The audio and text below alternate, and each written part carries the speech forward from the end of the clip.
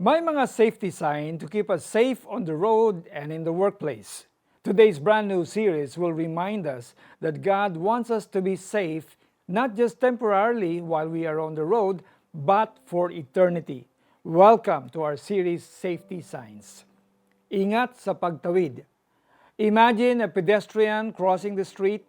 Busy siya sa scroll sa kanyang social media feed at nakasuot ng headphones listening to music.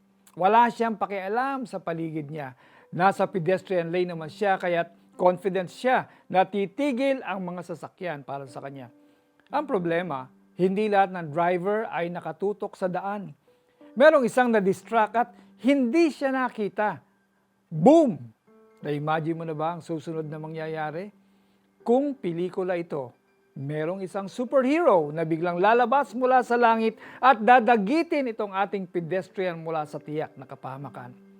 Think Spider-Man or Superman. Pero in real life, siguradong napahamak na ang ating pedestrian. Siguradong magiging laman na siya ng balita. Wala namang kasing nilalang na may superpowers na pwedeng magligtas sa kanya. Pagdating sa ating spiritual life, tiyak na kapahamakan din ang naghihintay sa atin kung hindi nagkaroon ng plano ang ating Diyos na iligtas tayo mula sa ating mga kasalanan.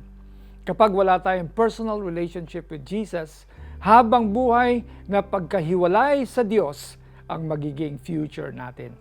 Dinidistract tayo ni Satanas ng maraming pagkakaabalahan tulad ng social media, gadgets, hobbies at iba pang cares in this world.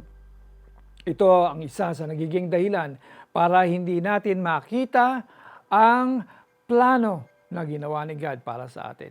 Dahil binigay niya ang kanyang anak na si Jesus upang maibalik tayo sa orihinal na disenyo niya para sa atin ang makapiling siya sa buhay na walang hanggan.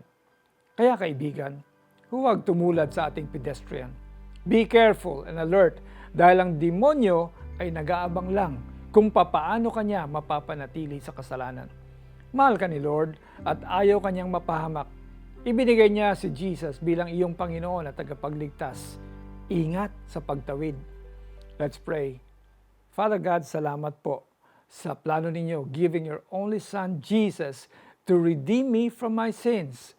Patuloy niyo akong gabayan para hindi po ako ma-distract ng kaaway. I pray in Jesus' name. Amen. Laging magbasa ng Bible para malaman mo ang mga pangako ng Panginoon para sa iyo. Mag-install ka ng mga Bible apps at mag-subscribe sa isang daily Bible reading plan. Hindi nagkasala si Kristo, ngunit dahil sa atin, siya ay itinuring na makasalanan upang sa pamamagitan niya ay maging matuwid tayo sa harap ng Diyos. 2 Corinthians chapter 5, verse 21. We hope you'll continue to tune in tomorrow for our short series, Safety Signs. Ingat! Ako po si Pastor Alex Tinsay na nagpapaalala, mag-ingat din tayo sapagkat tunay nga na sa ating buhay nandiyan ang kaaway na nag-aabang sa atin. God bless you more.